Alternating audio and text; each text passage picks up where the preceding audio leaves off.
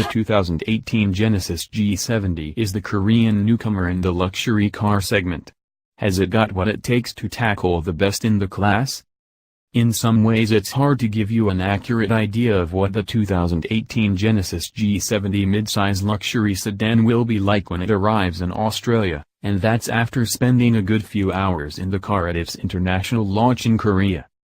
The problem is that the all-new Genesis G70 on test wasn't really representative of what we'll get when the newest model, and the Genesis brand as a standalone entity, launches in Australia in the first quarter of 2018. Here's what Australian Genesis G70 customers can expect. First off, the car was left-hand drive, which ours obviously won't be. It had all-wheel drive, and ours won't. It'll be exclusively offered in rear-wheel drive, and as you can imagine, the AWD system adds weight to the car and changes the behavior of how it drives.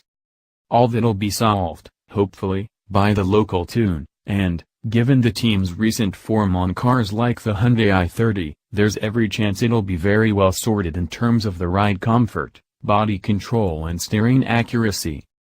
The Korean steering tune of the test vehicles still offered decent responsiveness and accuracy, but after a few laps on the track, in both an all-wheel drive version with the same tune, and a rear-drive prototype with a US-specific setup, there's not a heap of feel to be had through the steering wheel, and the reactiveness can be a little hard to judge at times. The AWD model exhibited a bit of understeer, too, and on this suspension setup there was a fair bit of roll to the body. Still, though, it lived up to Biermann's assertion that it is a sporty luxury sedan, not a performance car. And that's despite the fact a very limited stint in the rear-drive model exhibited the sort of character Aussie buyers will find appealing.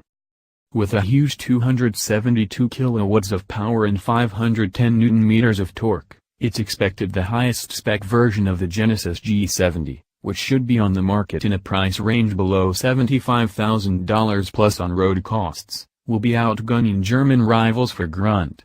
A $90K plus BMW 340i, for instance, has 240 kilowatts/450 Nm. You can do the maths.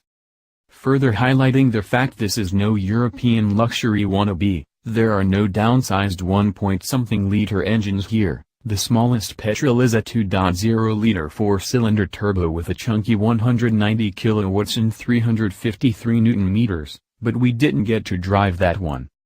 Both engines come mated to an 8-speed automatic transmission, and in the V6 model it makes for a very competent highway cruiser, though sadly Australia, and all other markets, will seemingly miss out on the excellent highway driving assist system that can accelerate, brake and steer the car better than most competitor tech systems, not to mention slow down for speed cameras to stop you from getting pinged on the run.